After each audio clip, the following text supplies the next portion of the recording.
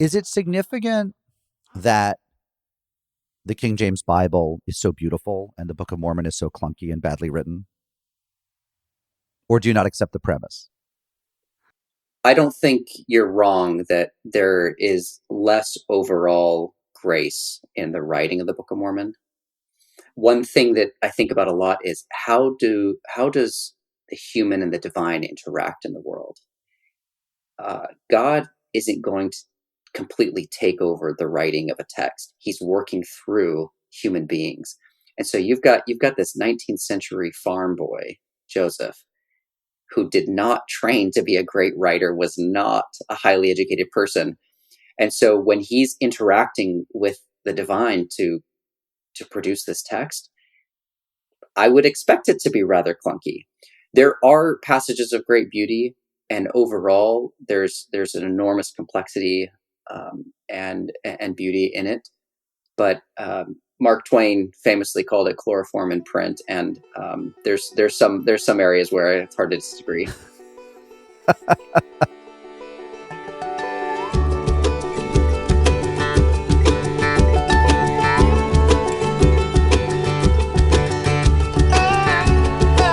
I'm Mark Oppenheimer, and you are listening to ARC, the podcast. It is the audio companion to the online magazine ARC, Religion, Politics, Etc., which is online at arcmag.org. Both of these, the podcast and the webzine, are productions of the John C. Danforth Center on Religion and Politics at Washington University in St. Louis, all of which is a very long way of saying that I'm so delighted to be back with you. We've had a couple weeks off, and now I have a lot of podcasts rolling your way in the summer months. Coming up soon, podcast interview with Paul Eli of Georgetown University. He did a book on religion and art in the 1980s. I have a joint session with the poet Chris Wyman and the theologian Miroslav Volf, who have co-written an epistolary book, a book of their emails back and forth to each other, dealing with matters of God, faith, death, family, and more. Tomorrow, as it happens, I am interviewing Amy Laura Hall, the Duke University theologian and ethicist, about her new book about muscular Christianity in American history. So lots of good stuff to come. But for today, I am talking with Zachary Davis.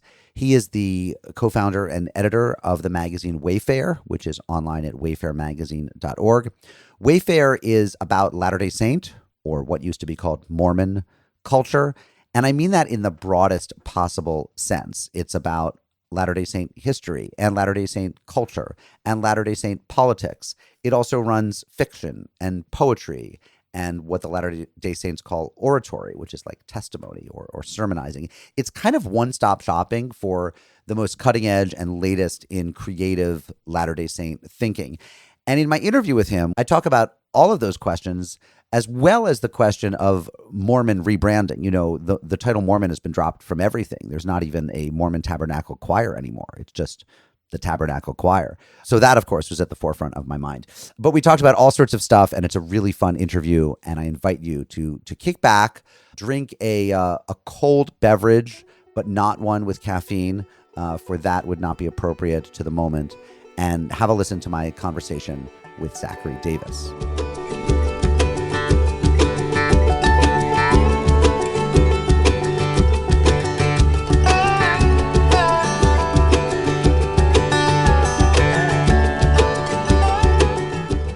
Zachary Davis, welcome to ARC, the podcast. Thank you, Mark. So good to be with you. So I have a lot of questions to ask you, my Latter-day Saint friend. But let me start off by asking about your Latter-day Saint upbringing. You've written about it recently. I read you had a great Substack post, actually pretty recently, in January, about your kind of whole history growing up as a Mormon, how you were raised as a Mormon. And by the way, is it offensive for me to say Mormon now that the church has asked everyone to say Latter-day Saint? Like, why don't you give us a position on that before we go any further? Yeah, a few years ago, the president of the church, whose name was Russell M. Nelson, asked members of the church and the media to start referring to the church not as the Mormon Church or as its members as Mormons, but as the full name of the church, the Church of Jesus Christ of Latter-day Saints. And so its members would be Latter-day Saints. That is a mouthful. And for 200 years, people have been using the term Mormon. It was originally a derogatory nickname. Like most derogatory nicknames, then the people eventually embraced it. I think it's still acceptable to call people Mormons, and I often still use the term. But there are some people who feel like it's more respectful to use the full name. Here's a question. When it was a slur, what did Mormons want to be called, say in 1850 or 60? Latter-day Saints? Probably Latter-day Saints. I mean, good luck to them. I mean, that was a mouthful then as well. Exactly. But okay, but I have your hechsher, as we Jews would say, your permission, your kosher certification to say Mormon. You have a dispensation. Absolutely, you can refer to dispensation it. To say Mormon.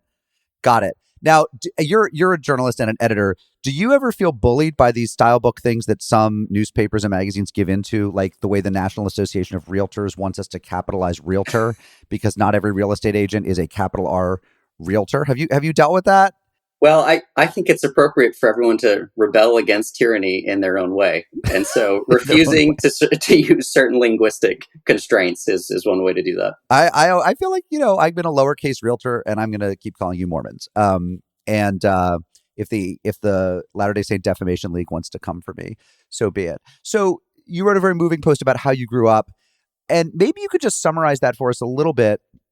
And I'm particularly curious how typical your rearing was. One of the things that people outside any religion tend to think when they look inside it is that everyone inside it is the most traditional or fundamentalist form of it. And I know a little, but I know enough to know that there are all kinds of Mormon upbringings. And I'm curious if your household and your parents were giving you the kind of down the middle of the road, not too far to the left, not too far to the right, not too lax, not too hardcore one. Were you more hardcore? Tell me a little bit about your Latter-day Saint rearing. Yeah, so I wanted to meet the writer Paul Kingsnorth, and he was speaking. Me too. He motherfucker canceled on me like 7 times, and then wrote a blog post saying I'm not doing any more media for until the millennium comes or something. So anyway, carry on.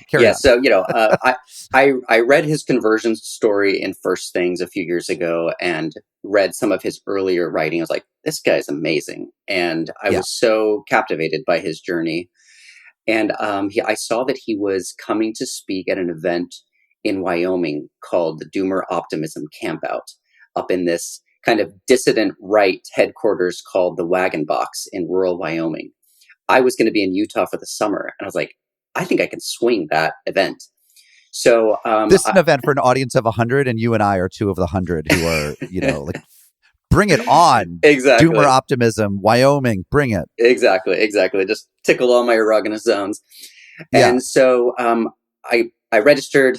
I decided to come up, and they invited me to give a 10-minute address.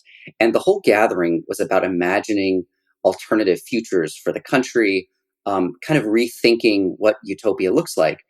And so I took that opportunity to think about what did I really learn and experience as a Latter-day Saint growing up, and what lessons does my experience have for all these people who are trying to rethink the future of American life, and especially formation. And that concept formation became really salient and interesting to me because I had taken it for granted just how many rites of passage I had actually undergone as a Latter-day Saint. And I would say my family was pretty normal, pretty like typical, not extremely hardcore, but definitely committed.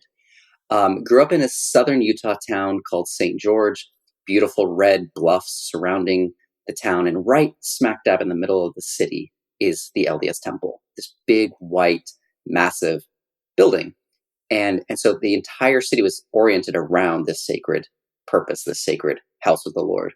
And so in my little talk, in this little essay that you read, I just went through my entire upbringing, and I was blessed as a baby in front of the congregation. When I turned 8, I was baptized and given the Holy Ghost. When I was 12, I was given the priesthood and ordained every 2 years to a different office to kind of help me grow into a young man.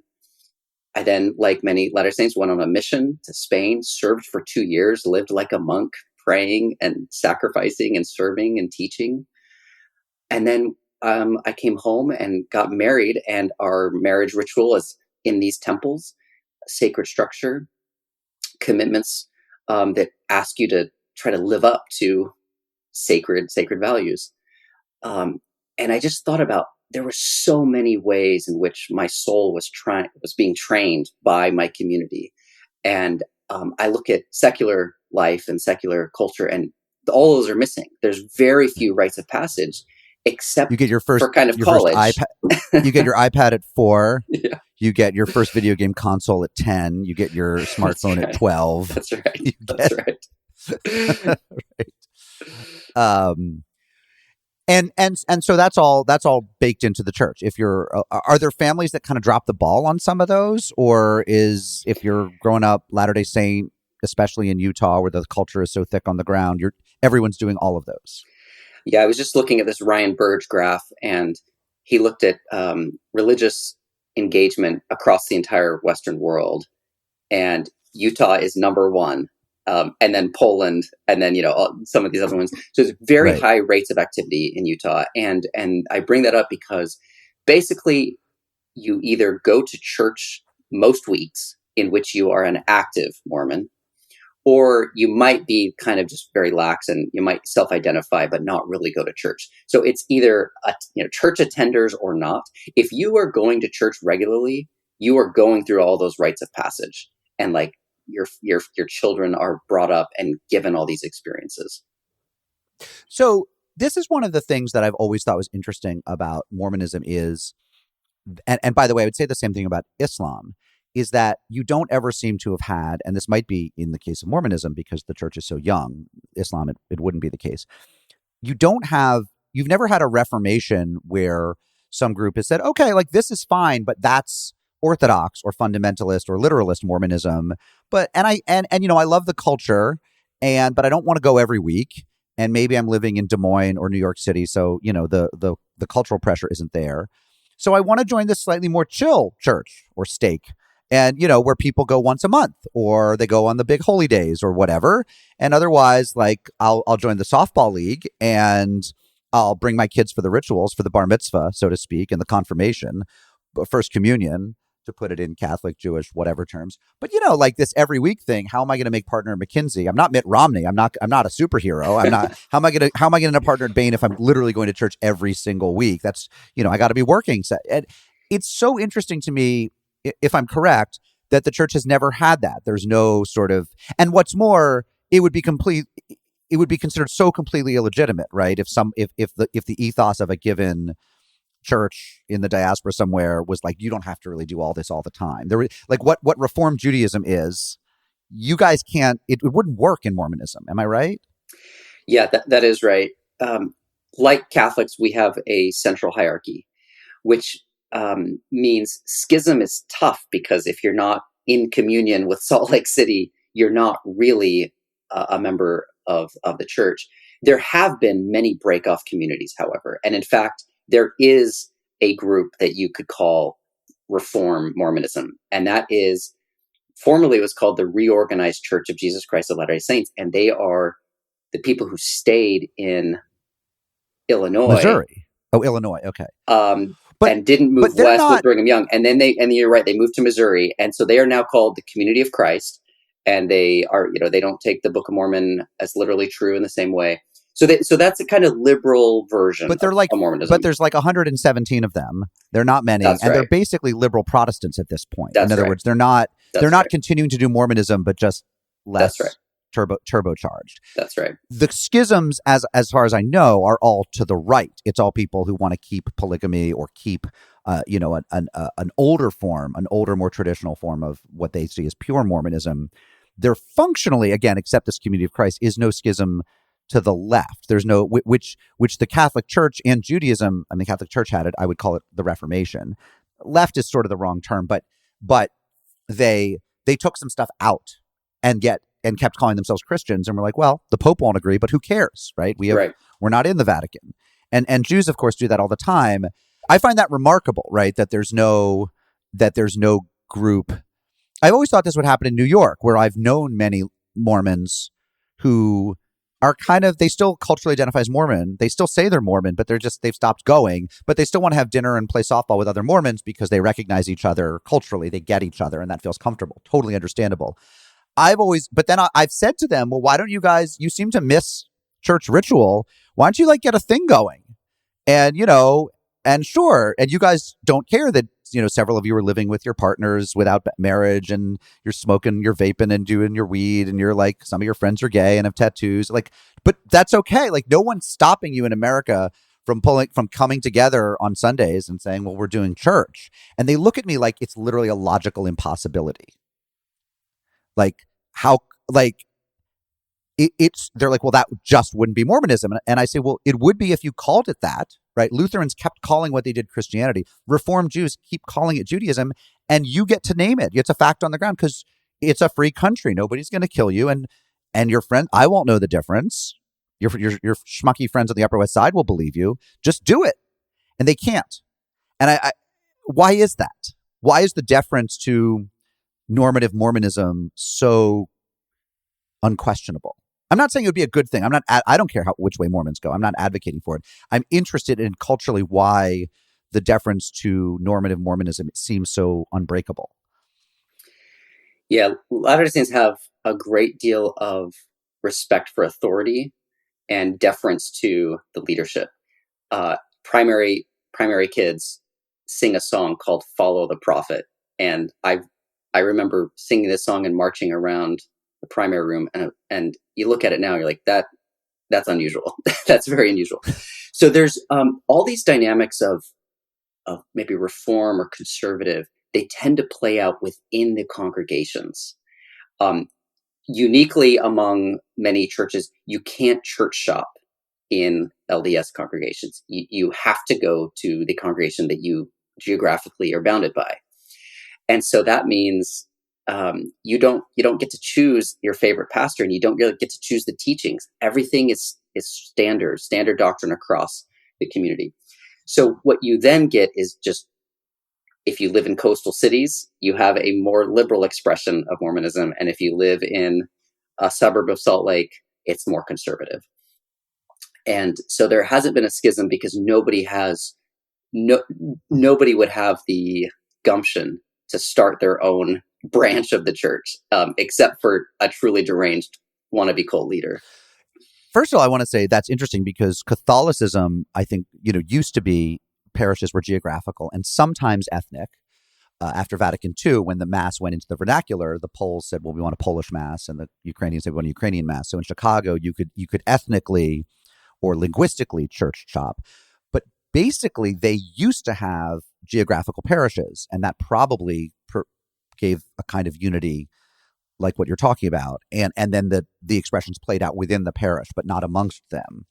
But then these days they let people parish shop, and I've never heard a Catholic talk about some of the downstream effects of that, but probably there are a lot of downstream effects of that. I mean, in New Haven, of the Catholics I know who go to church, a lot of them don't go to our local neighborhood when they go downtown to the Yale Catholic Center, which is more, quote, intellectual or liberal or whatever, or the traditionalists, the trads, go over to St. Mary's, which is, I think, run by the Dominicans and is more traditional, but nobody's going to St. Aidan's in the neighborhood, which is just like mainstream, And so all that shopping allows them each to have a character. It's interesting to me. It didn't occur to me the resistance to shopping churches probably does a lot to promote conformity. I still guess I would ask, one more time. Maybe there's no sense in pressing on this, but when you say anyone who set up their own church would be some sort of cult leader, maybe that is how it all starts. The people who kind of started doing Reform Judaism weren't cult leaders. I think what they were, I'm thinking standing on one foot now, but they were recognizing the reality that a lot of Jews in urban Europe were not doing traditional Orthodox Judaism. They'd stopped doing it altogether. They'd become highly assimilated. There was certainly a community of Mormons like that who, moved to the big city and just stopped doing it. And so certain rabbis gathered them in and met them where they were and said, okay, so you're not keeping the Sabbath, you're not eating kosher, we're going to start creating a liberal Judaism. They wouldn't have described what they were doing as being this instrumentalist, but in effect, what they were doing was creating a Judaism that appealed to these lapsed Jews because it put fewer demands on them. What would happen if some fairly, devout Mormon thought, well, we've got a few thousand Jews Mormons on the island of Manhattan who just aren't coming at all. I'm going to give them one where I'm going to give them a parish, a stake, you would say, right? Where the preaching's it's where they're at. I mean, I guess they'd get smacked down by someone in Salt Lake would say, we're going to excommunicate you if you do this. That's right. They'd be excommunicated. And then the question is, how many people would really want to be part of this schismatic small Mormon offshoot? And I mean, this is something that sociologists have looked at is Mormonism an ethnicity like Judaism? Is that bond enduring enough to go beyond this communion with Salt Lake, this being part of the institutional church? And there are aspects of our community that feel ethnic like. Like when I go to Utah, I'm like, oh, I'm with my people in a very homeland. different I'm in way. Zion, baby. Yeah. Exactly. Like the way you look, the way you smile at me, like everything about you is like there's blood going on here. And yet it's not truly an ethnicity where, like Christian communities, like very multicultural, there's all kinds of people. It's not actually a tribe. And so it doesn't endure past institutional affiliation, at least so far. Here's what I'll say. You're actually seeing all these dynamics play out in media. Media platforms are where these energies are being directed. In the 60s and 70s, there were some new groups that emerged to give expression to a more liberal Mormonism. One was a magazine started in Palo Alto by one of our greatest intellectuals, Eugene England, called Dialogue. And then a decade later in Salt Lake, a group called Sunstone began and started having symposia to talk about issues, face the tough things. A lot of both of those institutions still exist, but there were excommunications for anyone who became too outspoken in their criticisms of the church.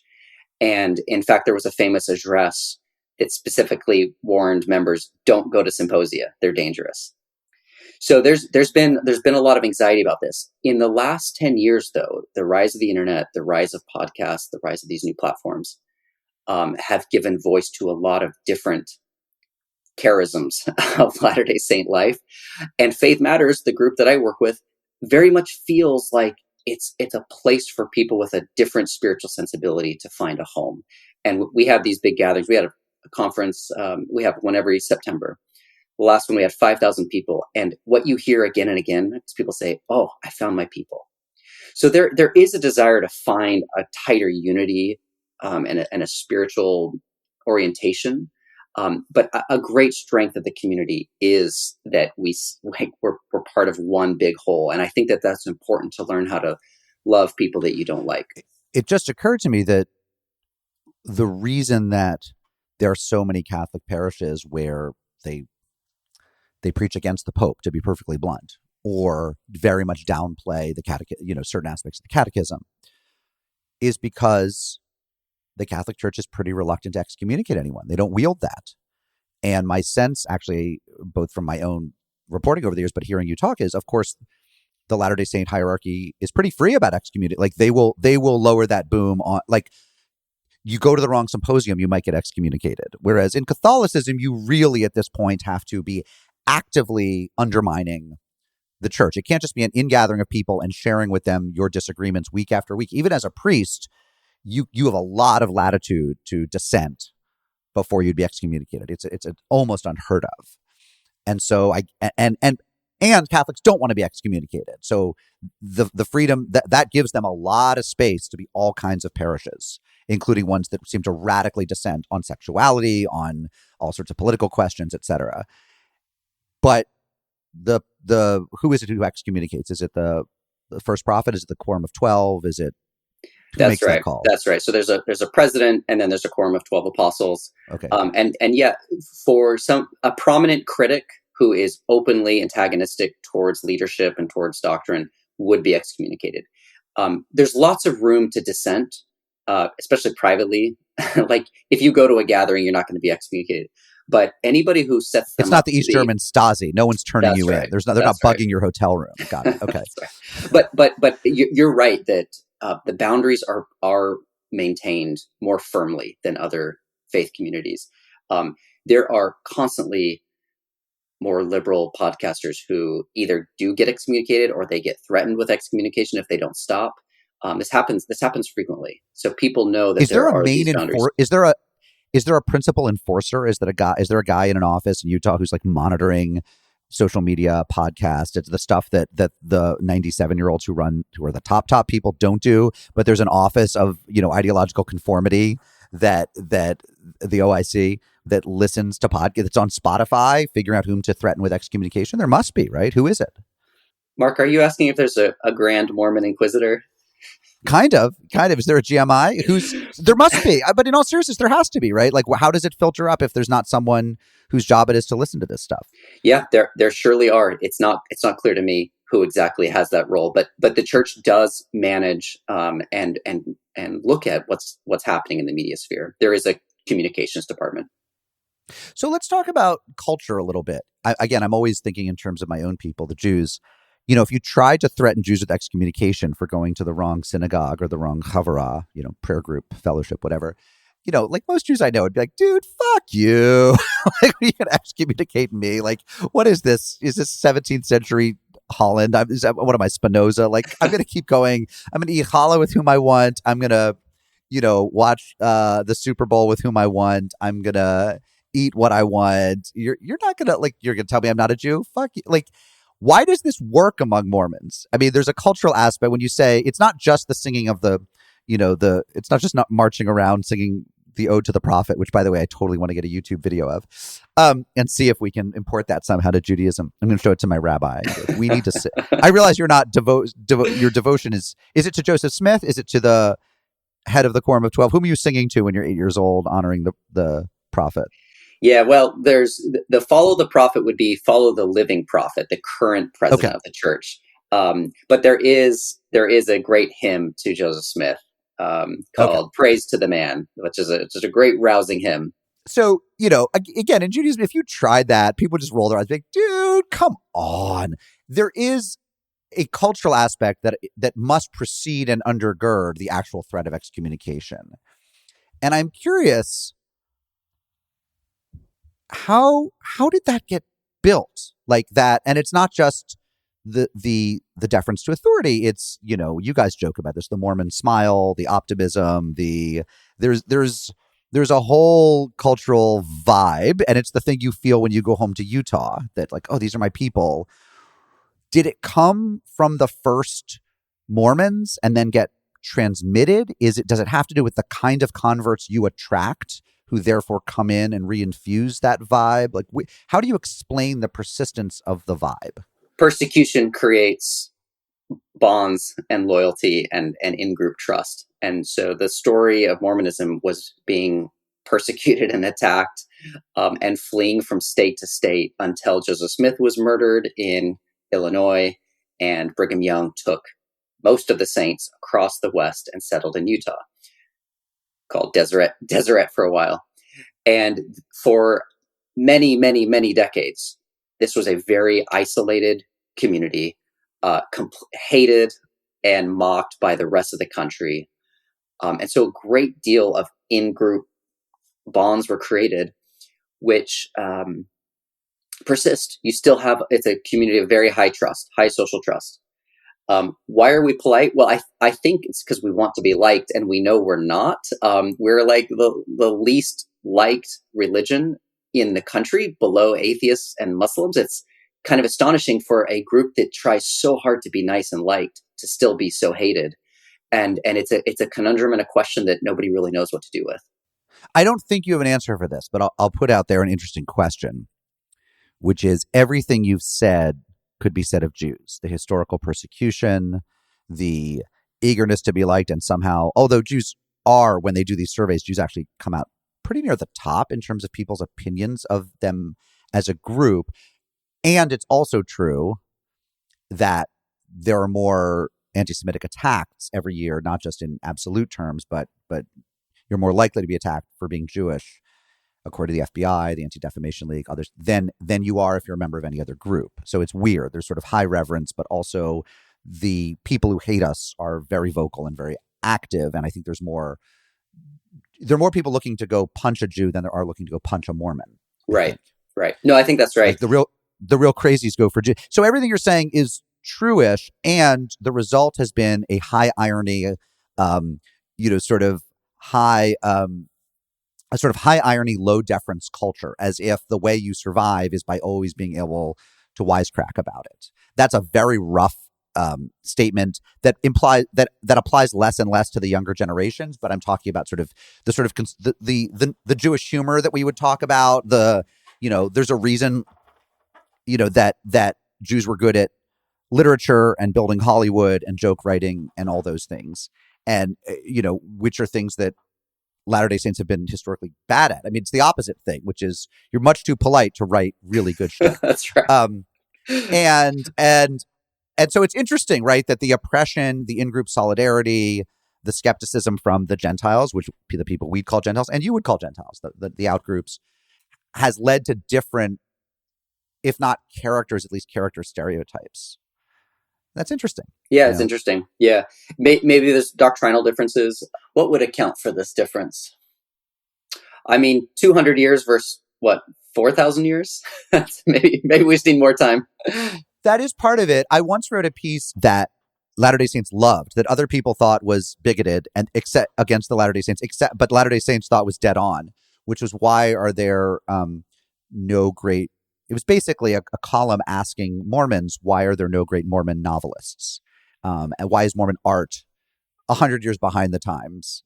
And, as you know, there are good Mormon genre writers, science fiction, fantasy, etc., but sort of high literary fiction, the kind of film that wins Oscars, that sort of thing, is not, even though Mormons are successful in so many other areas, it's not an area. Right. Singing, yes, but not writing Oscar-winning scripts or novels or things like that.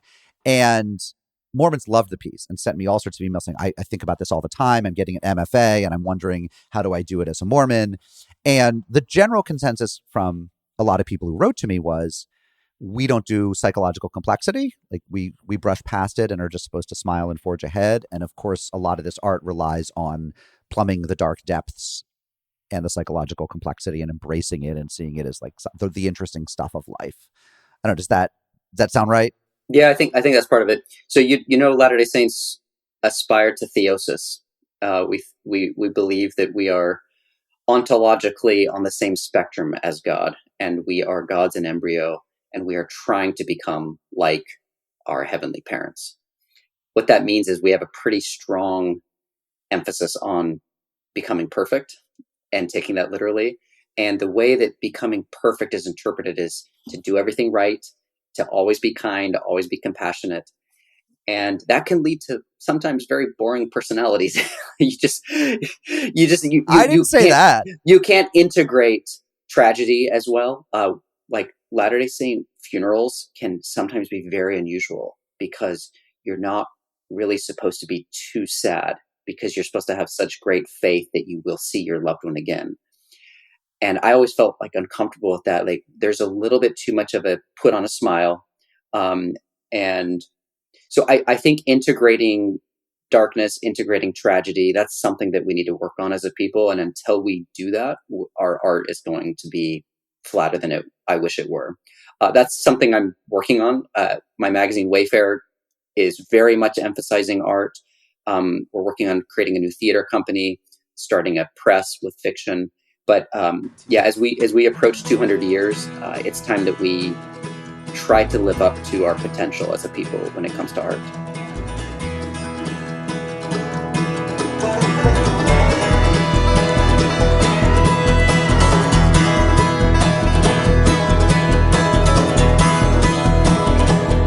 That was the first of two parts of my interview with Zachary Davis, editor of Wayfair Magazine. I want to reiterate that his magazine is online at wayfairmagazine.org. And as I said, a lot of good stuff coming up in the pod, not just guests that I have, but guests of two other podcasts, because we are expanding into a podcast studio.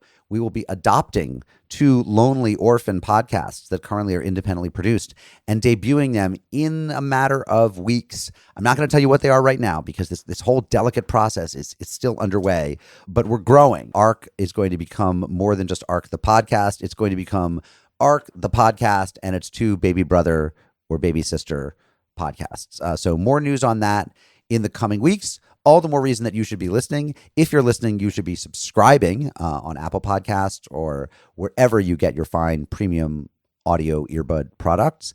You should be rating us, giving us 5 stars, helping other people find us in the algorithm. And if you have any questions, concerns, comments, briefs, complaints, write to me. I'm at mark.o@wustl.edu. That's WUSTL.edu. It stands for Washington University St. Louis, but around campus, we just say Wustl. mark.o@wustl.edu. Tell me what your beefs are, but also give me suggestions for podcast guests. I would love to interview more people in this space around religion, spirituality, politics, and culture that we have claimed as our own. And now back to the second and final part of my interview with Zachary Davis, editor of Wayfair magazine.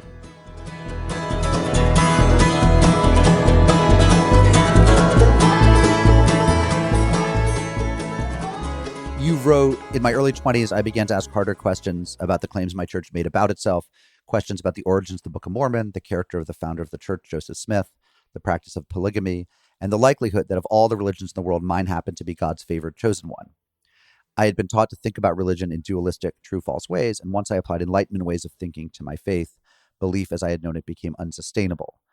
That same tendency for fundamentalist black-white thinking meant that our tradition does not, by and large, produce complex or beautiful art, nor substantial intellectuals, nor patterns of culture that are deeply attractive to outsiders. I'll say I think you're being a little unfair to your own faith that way, but you said it, not me. So there are two things you're saying there, as I take it. One is that there's a theological problem, and I'm curious if you've resolved that. I mean, you said your belief, as you'd known it, became unsustainable. Did you find a way to have sustainable belief? And then the other thing you're saying is it is a problem for our art, that it makes it hard to, you say our culture is less good at beauty, mystery, complexity. And so I guess, yeah, both of those. Number one, where did your belief land? How did you reintegrate your new thinking into a belief? You stayed in the church. You have not been excommunicated. And then the second one would be, what's the way forward in terms of art? I guess, and the answer might just be doing it, with all that in mind.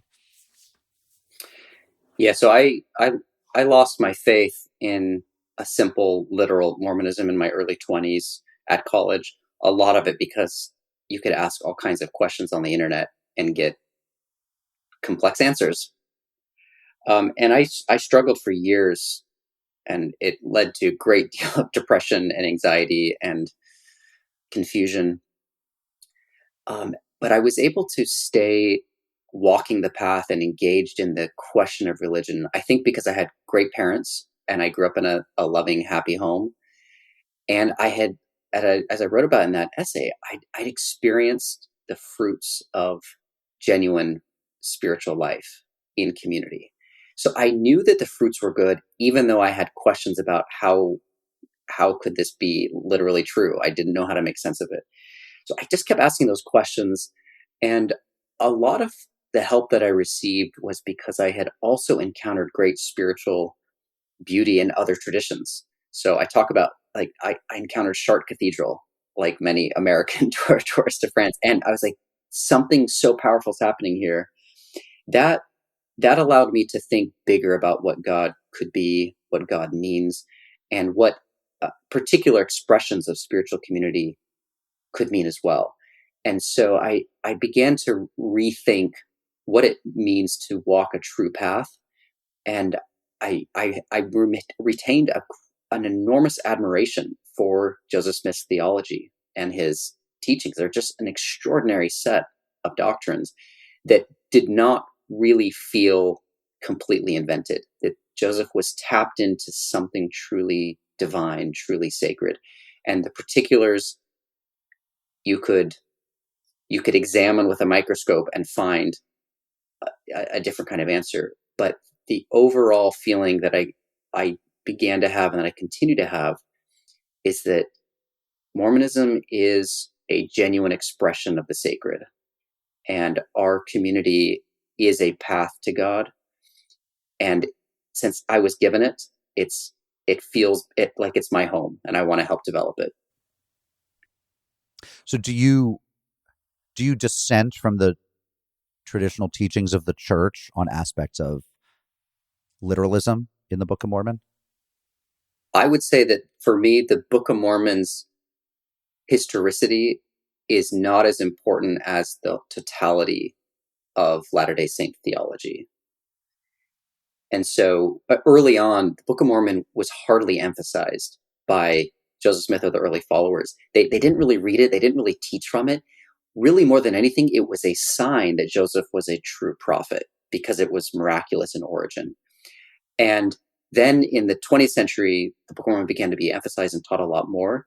I still really like the idea that the Book of Mormon is a sign of a true prophet, and that there's so much goodness in it.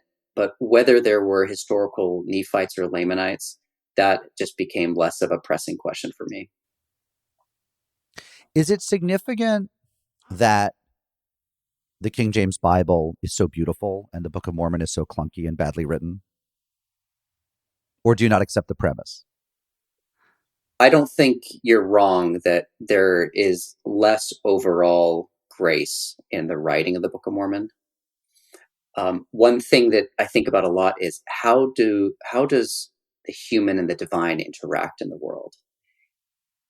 God isn't going to completely take over the writing of a text. He's working through human beings.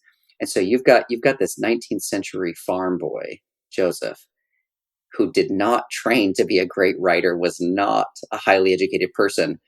And so when he's interacting with the divine to produce this text, I would expect it to be rather clunky. There are passages of great beauty, and overall, there's an enormous complexity and beauty in it. But Mark Twain famously called it chloroform in print, and there's some areas where it's hard to disagree.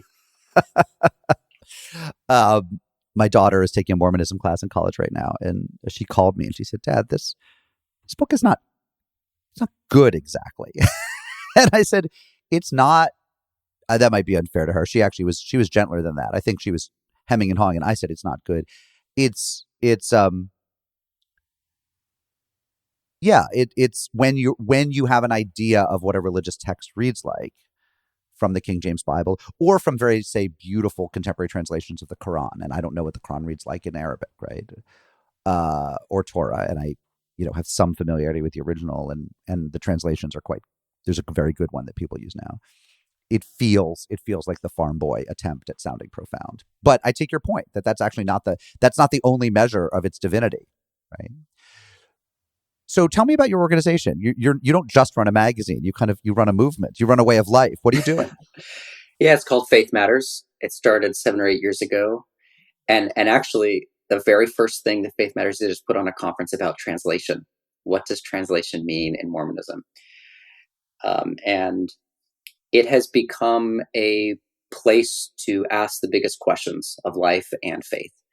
We have 8 podcasts ranging from the experience of being single to the experience at the temple. And we have a flagship show that has LDS thinkers, secular thinkers, all kinds. We put on conferences, we publish books, and we do create space for what we imagine to be an expansive Mormonism. And there is a tension between those who think that to be LDS is to just receive what was given and transmit it as received. And there's another line that imagines we are part of the restoration. We are co-creating this tradition with God, with our inheritance. And we're more this latter. We want to help develop it. There was a germ seed of Mormonism, and it's still flowering, and we want to be part of that. So what is that? Well, let me put it this way. Where are you in tension then with other Mormons? What would they be mad at you for? Your greatest critics, what would their criticism of what you're doing be? Typically, the fault line is whether you are, quote, ahead of the brethren being the leadership of the church. So there are some people, more conservative minded, they say you shouldn't propose your own ideas about where the community should go or how they should live. You should wait for instruction from the leadership. There's another, the other group would say, no, like we are the church. All the members of the church are the church. And so like we are engaged with the Spirit as well. And we need So to. what's an idea where you might be accused of being ahead of the brethren? Faith Matters doesn't necessarily say anything ahead of the brethren, but we are willing to ask hard questions and explore where those questions take us. So, for example, the origins of polygamy. Was polygamy given by God, or did Joseph Smith make a big mistake? We're willing to ask that question, whether it was all a big mistake. Trying to understand how what to do in the cases of LGBT members.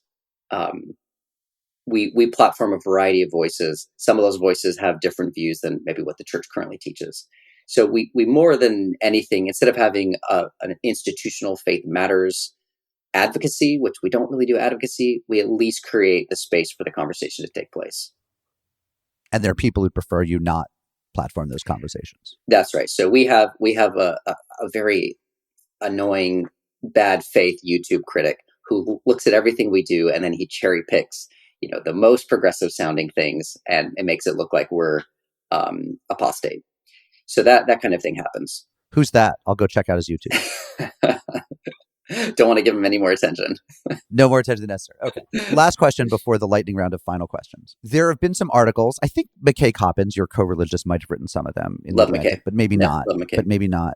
But there have been some articles that have talked about the sort of the ways in which you go back, say, to the first Trump presidency, and there was a lot of criticism among conservative Republicans in the LDS Church of Trump, or a lot of resistance to his crassness, his rudeness, his lack of politeness, which I take very seriously, and I know traditional Mormonism takes very seriously. And that over time, a lot of Mormons just kind of gave up and said, well, he's our leader, and they kind of moved into his camp, and that the sort of John Huntsman type resistance to him kind of withered away. And the Mitt Romney was that, in fact, Romney was encountering more and more people who said, why, he's the leader, he's good. And that there was concern that the distinctive Latter-day Saint response to Trump's, outward unchristianity in terms of how he treats people, how he talks about people, et cetera, leaving his policies aside, was kind of withering, and that Mormons were just looking more and more like other Republicans in how they responded to him. Where do you think that stands now? Ed, do you think that's true? Yeah, Utah is a little more moderate than other states. Latter-day Saints are definitely more accepting of immigration because of all the missionaries who have served abroad. There's certainly policy differences. I think Latter-day Saints have made the same kind of compromise many conservative Christians have, which is we wish he were a nicer guy, but the times are tough, and he's doing the job that we want him to do. I think it's very helpful to look at Spencer Cox. So Governor Spencer Cox of Utah, I've watched his choices and his speeches very closely.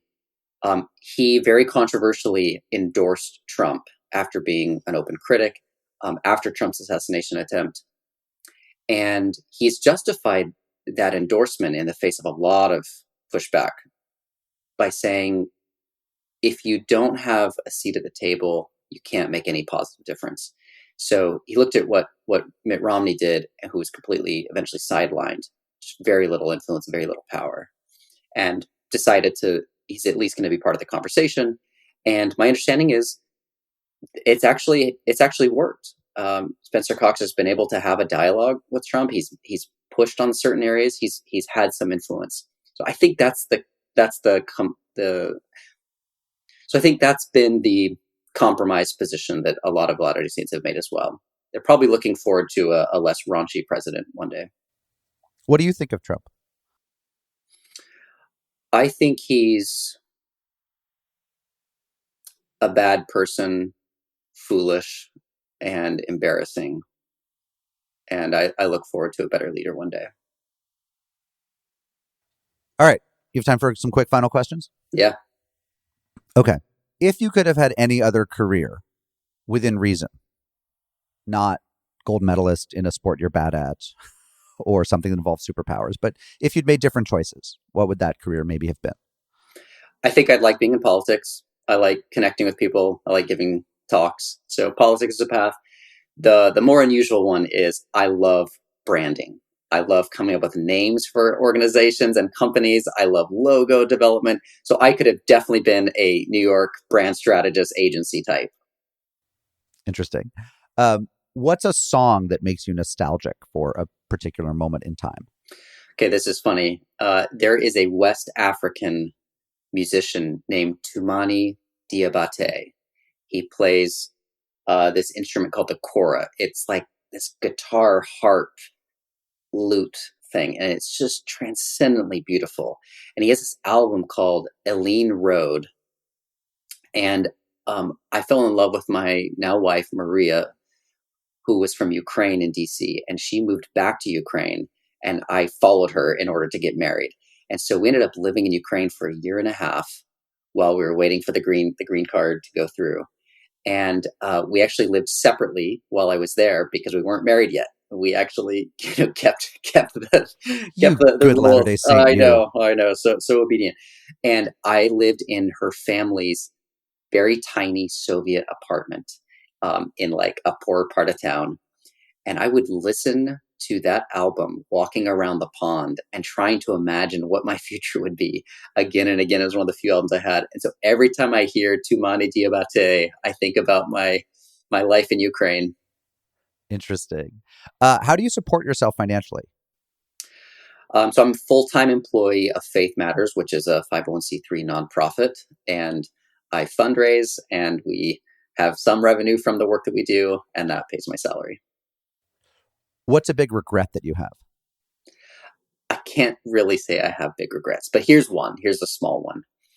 If I'd known I was going to end up doing humanities theology work as a career, I probably would have studied that more intensely as an undergrad and like gotten a leg up, because I did international relations undergrad, and I thought I was going to go into kind of the political world. So I sometimes wish I'd had all this free time to just read all the classics that now I don't have time for. Hey, join the club, man. And finally, can you give our listeners a recommendation of a book, a TV show, a movie, a record, something that you love that you push on people? My family makes fun of me because I have one book that I tend to give everybody for any kind of gift. Oh, good. I've probably bought 30 copies of this. It's a book called The Master and Margarita by a Russian writer named Mikhail Bulgakov. And I love giving this book because it's not that famous, but it's a great work of literature. And it also has a personal connection. So my father-in-law was the first Mormon convert in Ukraine after the Soviet Union fell. And he had been an atheist scientist. And then he read The Master and Margarita, and it has all of these very moving passages of kind of historical fiction of Jesus. And that converted him to be a believer. And then when the Mormon missionaries came, he was like ready to go deeper. And so this book is very beautiful. It's an exploration of truth-telling in a time of censorship, and the power of love. And it's just so damn funny. Zachary Davis, thank you so much for your time. This has been great. Thank you, Mark.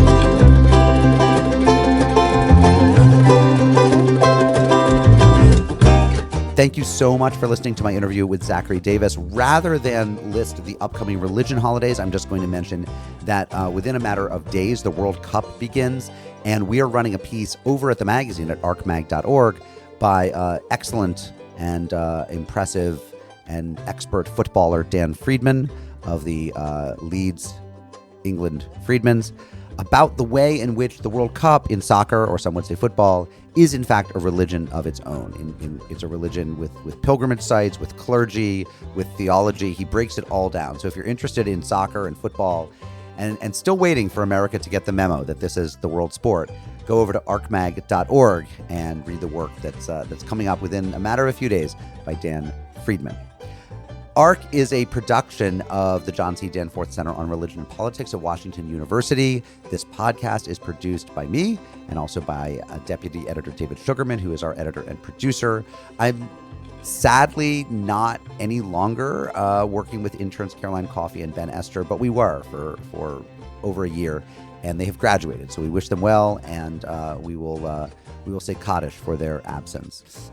So no interns at the moment, just me and David and our terrific adult, grown-up, fully credentialed colleagues at the Danforth Center. They include Deborah Kennard, Abram Van Engen, Mark Valeri, and Sherry Pena. Thanks to all, and good night. Till next time, I'm Mark Oppenheimer, and this has been ARC, the podcast.